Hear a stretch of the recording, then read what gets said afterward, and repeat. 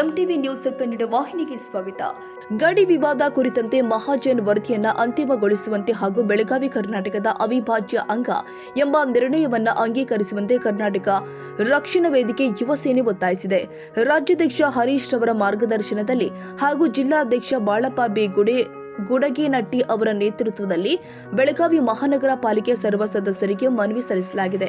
ಮನವಿಯಲ್ಲಿ 1956ರಲ್ಲಿ ಭಾಷಾವಾರು ಪ್ರಾಂತ್ಯಗಳ ರಚನೆಯ ನಂತರ ಬೆಳಗಾವಿ ಕರ್ನಾಟಕದಲ್ಲಿಯೇ ಉಳಿದಿದ್ದು 1966ರಲ್ಲಿ ನೇಮಕಗೊಂಡ ಮೆಹರ್ ಚಂದ್ರ ಮಹಾಜನ್ ಆಯೋಗವು 1967ರ ವರದಿಯಲ್ಲಿ ಬೆಳಗಾವಿ ಕರ್ನಾಟಕಕ್ಕೆ ಸೇರಿದೆ ಎಂಬ ಸ್ಪಷ್ಟಪಡಿಸಿದೆ ಅಂತ ಉಲ್ಲೇಖ ಮಾಡಲಾಗಿದೆ. ಆದಾಗ್ಯೂ ಮಹಾರಾಷ್ಟ್ರ ಪರ ಸಂಘಟನೆಗಳು ನಿರಂತರವಾಗಿ ಗಡಿ ವಿವಾದವನ್ನ ಮುಂದುವರಿಸುತ್ತಿರುವುದಾಗಿ ಆರೋಪಿಸಲಾಗಿದೆ. ಇದಲ್ಲದೆ 2005 ಅಕ್ಟೋಬರ್ 27ರಂದು ಪಾಲಿಕೆಯಲ್ಲಿ ಅಂಗೀಕರಿಸಲಾದ ಮಹಾರಾಷ್ಟ್ರ ಪರ ನಿರ್ಣಯ ಸಂಖ್ಯೆ 457 ಮಹಾರಾಷ್ಟ್ರ ಸರ್ಕಾರ ಸುಪ್ರೀಂ ಕೋರ್ಟ್ನಲ್ಲಿ ಪೂರಕ ದಾಖಲೆಗಳಾಗಿ ಬಳಸಿಕೊಂಡಿರುವುದು ರಾಜ್ಯದ ಹಿತಾಸಕ್ತಿಗೆ ಧಕ್ಕೆ ತಂದಿದೆ ಅಂತ ಮನವಿಯಲ್ಲಿ ಹೇಳಲಾಗಿದೆ. ಪ್ರಸ್ತುತ ಪಾಲಿಕೆಯಲ್ಲಿ ಕರ್ನಾಟಕ ಪರ ಸದಸ್ಯರ ಸಂಖ್ಯೆ ಹೆಚ್ಚಿರುವ ಹಿನ್ನೆಲೆ ತಕ್ಷಣ ವಿಶೇಷ ಸಭೆ ಕರೆಸಿ ಮಹಾಜನ್ ವರದಿಯನ್ನು ಅಂತಿಮ ಅಂತ ಘೋಷಿಸುವ ಹಾಗೂ ಬೆಳಗಾವಿ ಕರ್ನಾಟಕದ ಅವಿಭಾಜ್ಯ ಅಂಗ ಅಂತ ದೃಢ ನಿರ್ಣಯ ಕೈಗೊಳ್ಳಬೇಕು ಅಂತ ಕರವೇ ಯುವ ಸೇನೆ ಆಗ್ರಹಿಸಿದೆ.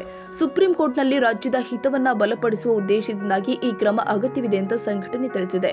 ನ್ಯಾಯ ಸಿಗೋ ತನಕ ಹೋರಾಟ ಮುಂದುವರಿಯಲಿದೆ ಅಂತ ಎಚ್ಚರಿಕೆ ಕೊಡಲಾಗಿದೆ. ಇದು ಪರ್ಯಾಯ ಸಂಬಂಧಿ ಕೋರ್ಟ್ದಾಗ ಏನು ಆದೇಶ ಆಗಿತ್ತು ಸರ್ 1984ರಲ್ಲಿ ಅದೇನು ಸಭೆ ಆಗಿತ್ತು ಸರ್.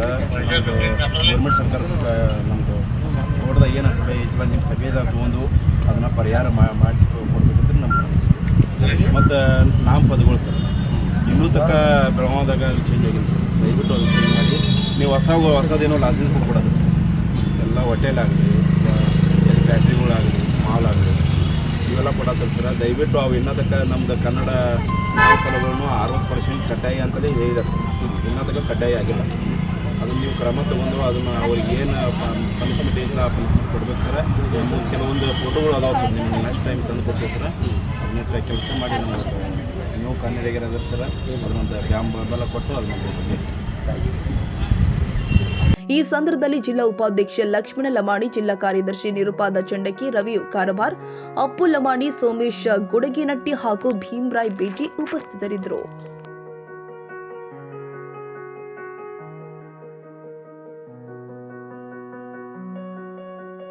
ತಾಜಾ ಸುದ್ದಿಗಾಗಿ ಎಂಟಿವಿ ನ್ಯೂಸ್ 24x7ಗೆ ಸಬ್ಸ್ಕ್ರೈಬ್ ಮಾಡಿ ಮತ್ತು ಬೆಲ್ ಐಕಾನ್ ಅನ್ನು ಒತ್ತಿ. ತಪ್ಪದೇ ಲಿಂಕ್ ಶೇರ್ ಮಾಡಿ.